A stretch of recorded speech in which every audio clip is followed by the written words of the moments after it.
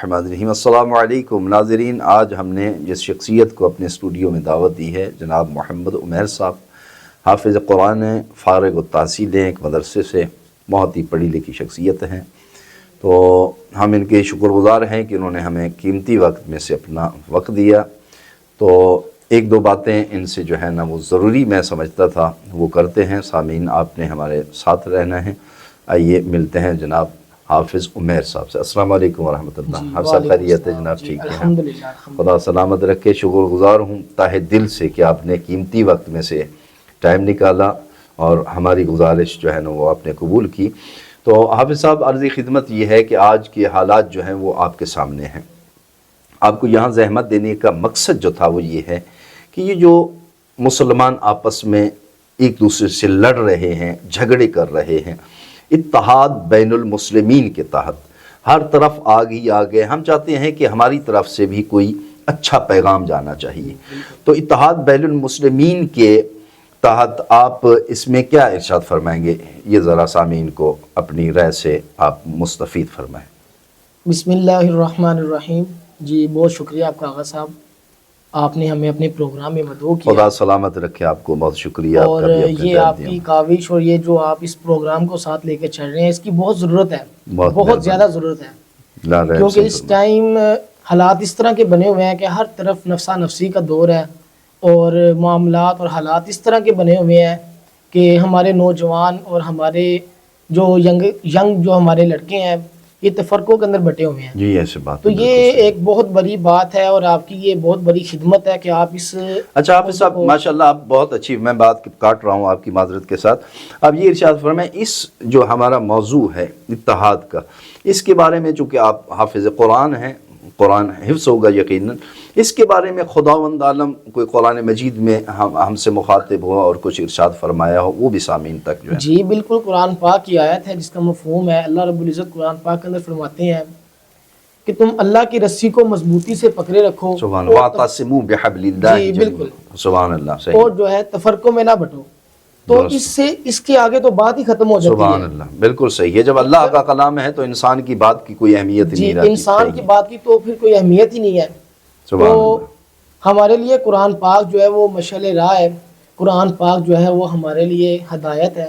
سبحان اللہ۔ اور اللہ رب العزت جب قرآن پاک کے اندر یہ فرما رہے ہیں کہ تم تفرقوں میں نہ بٹو، صحیح، تو پھر ہمیں اس چیز کو سامنے رکھتے ہوئے اس چیز کو دیکھنا چاہیے اور جو ہے اس چیز کو محسوس کرنا چاہیے اور اس کا جو ہے پیغام آگے پہنچانا چاہیے کہ ہم جو یہ تفرقوں کے اندر بٹے ہوئے ہیں، حالانکہ آپ دیکھیں ہمارا قرآن ایک ہے۔ سبحان اللہ، بالکل صحیح فرمانا۔ ایک اللہ پر قرآن ایک ہے، کعبہ ایک ہے، ہماری نمازیں پانچ، سب مرد ہیں اس میں۔ جی بالکل صحیح فرمایا۔ تو نبی اکرم صلی اللہ علیہ وآلہ وسلم 1,24,000 سب کا ایمان ہے، صحیح فرما رہے ہیں آپ صاحب، بالکل صحیح۔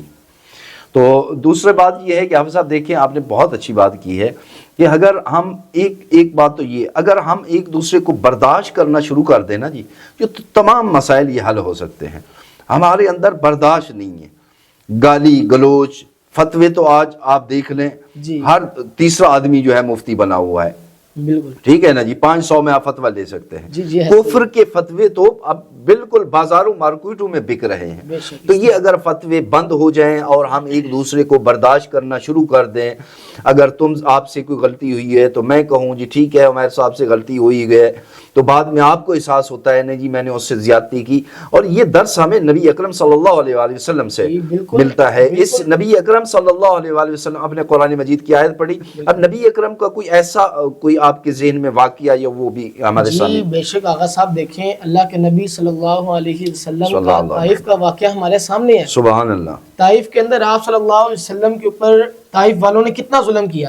اللہ کے نبی صلی اللہ علیہ وسلم دین کا پیغام لے کر جب ان کے پاس پہنچے، ان کو دین کا پیغام دیا کہ تم ایک اللہ کی مان لو، ایک اللہ کو مان لو۔ سبحان اللہ۔ انہوں نے آپ صلی اللہ علیہ وسلم کی بات کو صرف انکار نہیں کیا بلکہ ان کے اوپر انتہا کر دی، ظلم کی پہنچائیں، بالکل زخمی کیا، پتھر مارے، مجنون کہا، بالکل صحیح فرمایا۔ آپ صلی اللہ علیہ وسلم کی جو جوتیاں مبارک ہیں وہ خون سے تار ہو گئیں۔ اللہ اکبر۔ اور جبرائیل علیہ السلام اور ایک فرشتہ جن کے ذمہ پہاڑوں کی خدمت ہے، وہ آپ صلی اللہ علیہ وسلم کی خدمت میں پیش ہوئے اور ان سے عرض کیا کہ یا رسول اللہ آپ ہمیں حکم فرمائے ہم ان دو پہاڑوں کو آپس میں ملا کر اس بستی کو ختم کر دیں. اللہ اکبر. لیکن اللہ کے ملیا نبی میٹ کر دیں, ان کو سرما بنا دیں, پتھر پھینک کر ان کو ختم کر دیں. بالکل. لیکن اللہ کے نبی صلی اللہ علیہ وسلم نے ان کو وہاں بددعا نہیں دی, بلکہ یہ فرمایا کہ اگر یہ میرے پہ ایمان نہیں لے کے آتے, یہ کلمہ نہیں پڑھتے, تو مجھے اللہ سے امید ہے کہ ان کے آنے والی نسلوں میں کوئی ایسا پیدا ہوگا جو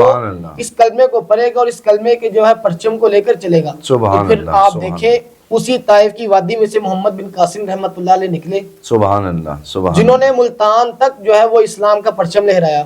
سبحان اللہ. تو آغا صاحب آپ صلی اللہ علیہ وسلم کی پوری زندگی ہمارے سامنے ہے, صحابہ اکرام کی تمام زندگیاں ہمارے سامنے ہیں, لا ریب, اس میں شک نہیں. تو آغا صاحب دیکھیں معاف کرنا, برداشت کرنا, یہ ہمارے. اور دوسرا آپ سب وہ اپنے وہ جو ایک عورت تھی بڑھیا, ہم اسکولوں میں پڑھتے آ رہے ہیں, بالکل جی, وہ ایک کوڑا پھینکتی ہے, پتہ نہیں کیا کچھ کرتی ہے, ہم وہ الفاظ بھی اپنے زبانوں پر لانا جو ہے نا بچپن سے ہم یہ سنتے آ رہے ہیں. جی ایک بڑھیا جو آپ صلی اللہ علیہ وسلم کے راستے میں کانٹے بچھاتی تھی, کوڑا پھینکتی تھی, اور جب کچھ دن اس نے وہ کوڑا نہیں پھینکا, کانٹے نہیں بچھائے, تو اللہ کے نبی صلی اللہ علیہ وسلم اس کے گھر تشریف لے گئے. اللہ اکبر, اللہ. اور جب اس کی جا کے تعزیت کی تو پتہ چلا جی وہ تو بیمار ہے. سبحان اللہ. اچھا حافظ صاحب, یہ آپ دیکھتے ہیں کہ نبی اکرم کی ہم جب سیرت کو پڑھتے ہیں اور ہمارا کردار, ہمارا اٹھنا بیٹھنا, قول و فعل, اس میں میرے خیال میں مجھے تو بہت تناز نظر آتا ہے, بہت زیادہ فاصلہ ہے. ہم ایک طرف یہ کہتے ہیں اور دوسری طرف آپ ہیں, مثلا میں ہوں, ہم سے اگر کوئی زیادتی کرتا ہے تو ہم سینہ تان کر کھڑے ہو جاتے ہیں. ایک گالی دی ہے, 4 گالیاں دیتے ہیں اس کو, ٹھیک ہے. اگر ایک تھپڑ مارے تو ہم جب تک 3 نہ ماریں اس کو, ہمارے اندر وہ نہیں ہے. اور یہ چیز جب نہیں آئے گی, یہ چیز آنی چاہیے. جب کہ ہم نے کلمہ پڑھا ہے تو کلمہ زبانی جمع خرچ نہیں ہونا چاہیے, بلکہ ہم دل سے ان کو نبی اکرم اپنا خاتم النبیین مانتے ہیں, تو ان سے رسالت کا اختتام ہے, سب سے بڑے نبی ہیں, رسول ہیں, تو ان کی کردار پڑھنا چاہیے اور اس پر عمل کرنا چاہیے. بہت اچھی بات کی حافظ صاحب آپ نے. میرے خیال میں آپ کے پاس ہے مواد ہے اور بات ہو سکتی ہے, لیکن ویڈیو جو ہے نا وہ لمبی ہو جائے گی. انشاءاللہ ہم آپ کو مزید جو ہے نا اس موضوع پر, یا آگے ماہ رمضان المبارک آ رہا ہے, مزید بھی آپ کو زحمت دیتے رہیں گے. ناظرین, آپ نے حافظ صاحب کا بیان سنا, الحمدللہ بہت ہی نورانی بیان تھا. اگر ان کا خلاصہ کیا جائے تو وہ یہ ہے کہ ایک دوسرے کو برداشت کرنا سیکھیں, ایک دوسرے کی غلطی کو معاف کرنا سیکھیں. جو جہاں ہے, ہاتھ باندھ کر پڑھ رہا ہے فابیا, اللہ کی عبادت ہے, اس کو وہیں چھوڑ دیں. آپ ہاتھ کھول کر ایک دوسرے پر فتوے لگانا جو ہے نا وہ بند کر دیں.